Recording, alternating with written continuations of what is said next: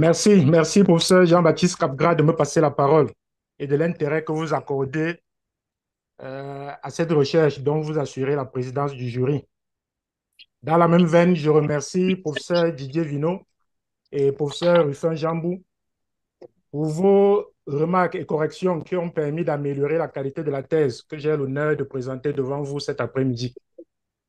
Je remercie également Dr Augustin Wandji pour votre présence comme membre de ce jury de thèse. Cela étant dit, le travail qui est soumis aujourd'hui à votre appréciation s'intitule Le pilotage de la compétitivité dans les entreprises publiques au Cameroun, deux points, cas de la société Cameroun Telecommunications, Camtel. Il est présenté par moi, M. Sadouan Joseph Lotin. Au plan professionnel, je suis fonctionnaire de télécommunications au grade d'inspecteur principal des télécommunications hors échelle, en détachement à Camtel depuis 1999, donc ça fait pratiquement 26 ans. Mais dans le cadre de l'exercice qui nous rassemble ici cet après-midi, je suis doctorant BSI de la promotion Douala 3 et j'ai pour directeur de thèse le professeur Julien Husson, ici présent, à qui je dis grandement merci pour l'encadrement de qualité qu'il m'a accordé tout au long des 5 années qu'aura finalement duré mon programme de recherche. Alors, pour cette présentation, je vous propose un exposé en 6 points, conformément au plan de présentation qui nous a été transmis par le Business Science Institute. Commençons donc par l'origine du problème. En 1990, le gouvernement camerounais engage sa politique de restauration des mécanismes de marché au Cameroun. Deux objectifs étaient envisagés. Premièrement, ouvrir les anciens monopoles publics à l'initiative privée. Deuxièmement, privatiser les entreprises publiques historiques. Mais à mi-parcours, un phénomène imprévu et nouveau est apparu. Il s'agit de la non-privatisation de certaines de ces entreprises publiques alors que leur marché avait déjà été ouvert à l'initiative publique, à l'initiative privée, d'où la survenance de marchés de concurrence mixte où l'entreprise publique historique est en concurrence avec les entreprises privées. Problématique de recherche. Dans ce contexte, deux principaux problèmes s'opposent aux managers d'entreprises publiques. Faire face aux logiques de marché de concurrence mixte auxquelles l'entreprise publique historique n'était pas prédestinée, donner suite favorable à deux exigences de management public réputées contradictoires, c'est-à-dire accomplir les missions d'intérêt général et assurer en même temps la compétitivité de l'entreprise publique. D'où la problématique du pilotage de la compétitivité dans les entreprises publiques en situation de concurrence mixte. Nous nous sommes alors posé la question de recherche suivante. Comment les entreprises publiques pilotent-elles leur compétitivité face aux entreprises privées concurrentes évoluant sur les mêmes marchés? Pour les besoins de la cause, nous avons éclaté cette question principale de recherche en 4 questions subsidiaires. 1. Quels sont les leviers de pilotage de la compétitivité des entreprises publiques? 2. Comment actionnent-elles ces leviers de compétitivité en termes de schéma de pilotage? 3. Quels sont les outils ou instruments de pilotage de la compétitivité des entreprises publiques? Et puis 4. Quel est le niveau de compétitivité des entreprises publiques évoluant sur les marchés de concurrence mixte en contexte camerounais? Pour se faire une première idée sur ce questionnement, nous avons interrogé la littérature et la complexité du sujet abordé nous a conduit à interroger 3 types de littérature. D'abord, la littérature du pilotage des entreprises publiques pour les éléments de pilotage, ce qui nous a conduit dans le champ théorique de contrôle de gestion, où nous avons mobilisé les théories pragmatiques et sémiotiques de l'outil de gestion. Ensuite, la littérature de la compétitivité des entreprises pour les facteurs de compétitivité, ce qui nous a conduit dans le champ théorique de management stratégique, où nous avons mobilisé les théories de management par la ressource ou ressource-based view. Ensuite, la littérature sur le management des entreprises publiques pour la spécificité des entreprises publiques, ce qui nous a conduit dans le champ théorique de management public, où nous avons mobilisé la théorie de la valeur publique et la théorie de la publicitude normative. Alors, cette littérature nous a globalement informé que le pilotage de la compétitivité des entreprises publiques devrait se faire sur la base de deux leviers. Levier de pilotage du potentiel de compétitivité et levier de pilotage des performances de compétitivité. Ce qui nous a permis de formuler notre première proposition de recherche, qui est la suivante. Le pilotage de la compétitivité des entreprises publiques est fonction de deux leviers, pilotage du potentiel de compétitivité et pilotage des performances de compétitivité. Cependant, Si la dimension pilotage des performances de compétitivité est abondamment traitée dans la littérature, elle mérite néanmoins d'être spécifiée. En ce qui concerne la dimension pilotage du potentiel de compétitivité, il faut dire qu'elle est très peu abordée et partiellement traitée dans la littérature quand elle est évoquée. C'est en cela qu'elle constitue le principal gap théorique que nous entendons renseigner dans le cadre de notre recherche. Nous avons donc construit le modèle conceptuel que vous avez sur la diapo projetée. C'est un modèle à 4 pôles avec au centre pilotage de la compétitivité des entreprises publiques. Plus bas, nous avons capacité dynamique et capital immatériel qui sont les éléments de potentiel de compétitivité.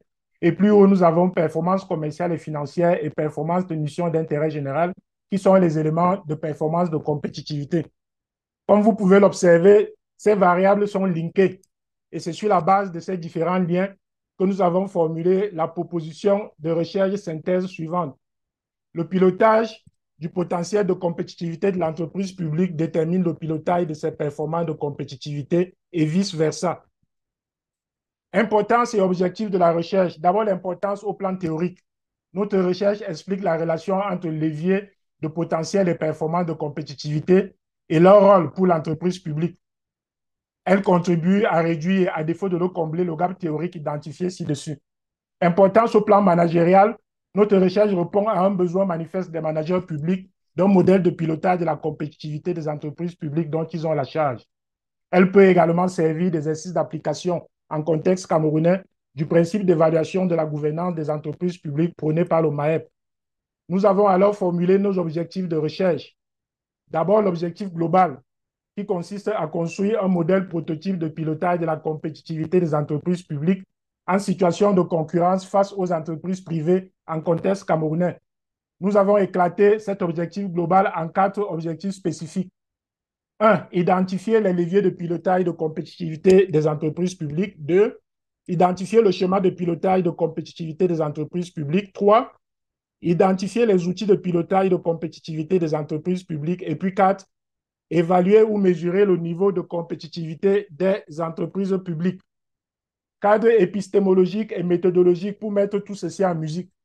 Nous avons d'abord choisi notre paradigme épistémologique, qui est le constructivisme radical pragmatique de von Glasersfeld et de Lemoine, dans un cadre d'analyse contextualiste au sens de Pepper et de Pettigrew. Ce choix se justifie par l'importance centrale donnée à l'expérience humaine, dont celle du chercheur, dans le processus de création de connaissances. Nous avons effectué quelques choix de méthodes de recherche également. Nous avons choisi l'étude de cas unique appliquée à Camtel comme technique de recherche. Nous avons choisi l'analyse longitudinale rétrospective en profondeur sur la période 1999 à 2019 comme type d'analyse. Nous avons choisi la recherche qualitative comme type de recherche. Nous avons choisi l'exploration hybride et l'abduction au sens de Peirce comme mode d'inférence. Nous avons choisi la triangulation empirique comme méthode de collecte de données par entretien semi-directif, recherche documentaire et journal auto-ethnographique. Nous avons choisi l'analyse de contenu latent et manifeste et la notation des facteurs de compétitivité comme méthode d'analyse de données. Et cette analyse de données est contenue dans le schéma qui apparaît sur la diapo projetée. Nous sommes partis du modèle conceptuel, avons utilisé les outils de collecte de données, recherche documentaire, entretien semi-directif et journal auto-ethnographique, ce qui nous a permis de brasser une bonne quantité d'informations que nous avons divisées en 2 grands groupes, données de Camtel et données de la concurrence. Pour les données de Camtel, nous les avons encore divisées en 3 sous-groupes, capital immatériel, capacité dynamique et performance. Le capital immatériel et les capacités dynamiques ont fait l'objet d'évaluation par la notation, ce qui nous a permis d'obtenir l'indice de potentiel de compétitivité. Les performances ont fait l'objet d'analyses de contenu manifeste à travers les volets financiers, commerciaux et missions d'intérêt général, ce qui nous a permis d'obtenir le ratio moyen de performance de compétitivité qui, mis en lien avec l'indice de potentiel de compétitivité, nous a donné l'indice synthétique de compétitivité de l'entreprise publique qui constitue le premier intrant important pour notre modèle de pilotage en construction. Nous sommes ensuite allés interroger les données de la concurrence que nous avons aussi éclatées en 3 sous-groupes, capital immatériel, capacité dynamique et performance. Nous avons fait un focus sur les performances auxquelles nous avons appliqué l'analyse de contenu manifeste à travers les volets financiers, commerciaux et de missions d'intérêt général, ce qui nous a permis de faire un benchmarking avec les performances de Camtel. De ce benchmarking, nous avons retenu des informations importantes qui ont également impacté sur notre modèle de pilotage en construction. Mais nous ne nous sommes pas arrêtés là. S'étant rendu compte qu'il y avait beaucoup de données qui ne font pas partie de la mesure que nous venons de réaliser, nous leur avons appliqué l'abstraction des données contextuelles hors mesure à travers une analyse de contenu latent par codage manuel, ce qui nous a permis de faire remonter deux catégories empiriques nouvelles qui ont également alimenté notre modèle de pilotage en construction, lui-même qui a impacté en retour sur le modèle conceptuel de départ. Alors, qu'est-ce que nous avons obtenu comme résultat? D'abord, les résultats intermédiaires, il y en a 4. Nous avons identifié 2 leviers de pilotage de la compétitivité des entreprises publiques et leurs composantes. Il s'agit de potentiel de compétitivité qui comprend capital immatériel et capacité dynamique, et performance de compétitivité qui comprend performance commerciale, performance financière et performance de mission d'intérêt général. La spécificité ici étant les influences directes et indirectes dont ces leviers sont l'objet de l'État et des entreprises publiques. Il s'agit là de la réponse à la question spécifique de recherche numéro 1. Deuxièmement, nous avons identifié un schéma de pilotage de la compétitivité des entreprises publiques. C'est un schéma de nature implicite, hétéroclite, complexe et même obèse, avec 3 logiques de pilotage, 2 politiques de pilotage et 5 niveaux hiérarchiques de pilotage. C'est la réponse à la question spécifique numéro 2. Troisièmement, nous avons identifié 3 outils traditionnels de pilotage orientés performance commerciale et financière. Il s'agit des tableaux de suivi budgétaire, des tableaux de reporting et des outils de comptabilité générale. Notons ici l'absence d'un système de comptabilité analytique. Il n'y a pas de modèle formel de pilotage de compétitivité, absence d'outils d'évaluation de potentiel de compétitivité. C'est la réponse à la question spécifique de recherche numéro 3.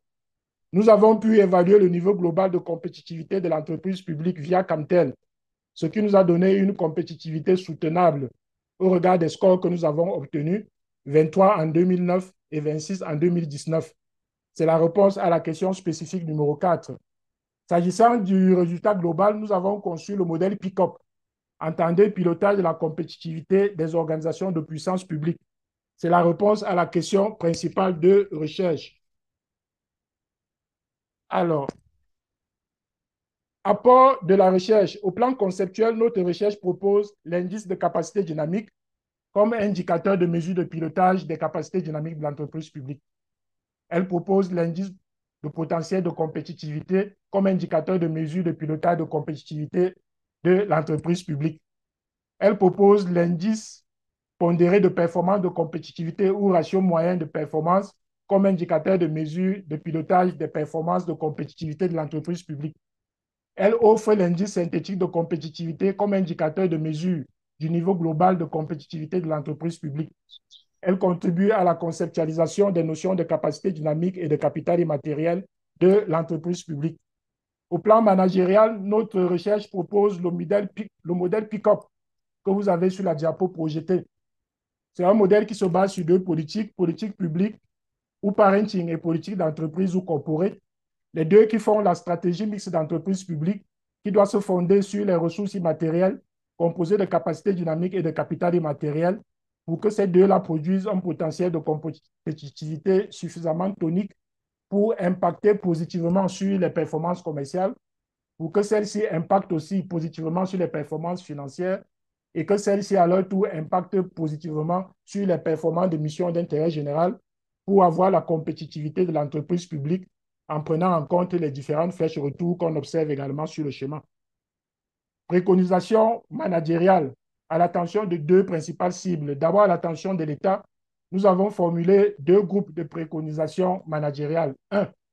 Définir une stratégie globale de compétitivité pour les entreprises publiques fondée sur la capability logic avec des contrats de compétitivité à objectifs SMART qui consacrent le modèle PICOP pour sa mise en œuvre. Nous avons hiérarchisé cette préconisation managériale sur la matrice d'Eisenhower. Il se trouve qu'elle est de priorité haute parce qu'elle est importante et urgente à la fois et doit donc être implémentée sans délai. Deuxième préconisation managériale, reformer la relation entre État et entreprises publiques sur marché mixte dans un code de bonnes pratiques selon le régime de société mère et fille. Nous avons aussi hiérarchisé cette préconisation sur la matrice d'Eisenhower. Il se trouve qu'elle est de priorité médiane parce qu'elle est importante, mais d'une urgence moindre. Elle peut donc être planifiée avec les parties prenantes.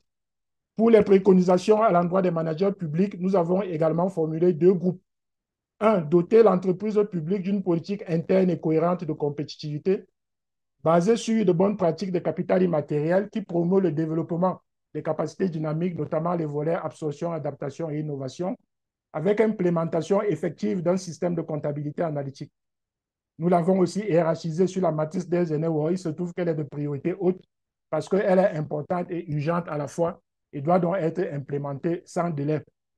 Deuxième préconisation managériale, instituer ou vulgariser le modèle PICOP comme instrument de pilotage de la compétitivité de l'entreprise publique pour disposer d'un bilan annuel de compétitivité à la fin de chaque année, pour améliorer le niveau d'internalisation des missions d'intérêt général, pour s'approprier les outils modernes de pilotage et pour optimiser le niveau de compétitivité de l'entreprise publique. Limites, conclusions et perspectives. D'abord, les limites au niveau de la généralisation. Notre recherche est contextuelle avec une applicabilité limitée au Cameroun.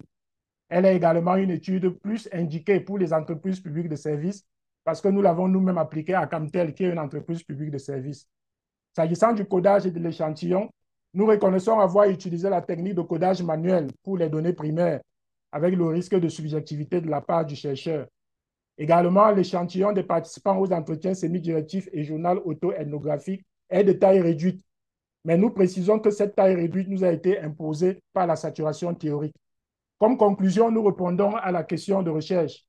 Les entreprises publiques pilotent leur compétitivité suivant une stratégie hybride, parenting et corporate, aux objectifs réputés souvent contradictoires, à travers un schéma de pilotage implicite, complexe, obèse et hétéroclite, en activant deux leviers spécifiques de potentiel et performance de compétitivité sous influence réciproque avec l'État, pour un niveau de compétitivité soutenable situé sur l'axe entreprise dilemme et entreprise à fort potentiel de la matrice des scénarios de compétitivité de techniciens et d'IGET. Selon une option certes prudente, mais pas optimale, car potentiel et performance de compétitivité évoluent ici dans des sens opposés. C'est pour briser ce plafond de verre que nous proposons des indices nouveaux de pilotage et formulons des préconisations managériales à l'État et aux managers publics. Comme perspective, nous souhaitons que des études similaires s'appliquent aux entreprises de secteur primaire et secondaire pour comparer les résultats, que des travaux élargis aux entreprises publiques des pays à développement comparable, comme le Sénégal ou la Côte d'Ivoire, soient réalisés pour améliorer la robustesse des résultats obtenus. Voilà, Monsieur le Président du jury, honorables membres du jury, globalement présenter le travail que nous avons élaboré jusqu'à ce jour. Nous nous mettons donc à votre entière disposition pour le volet questions-réponses. Merci de votre aimable attention.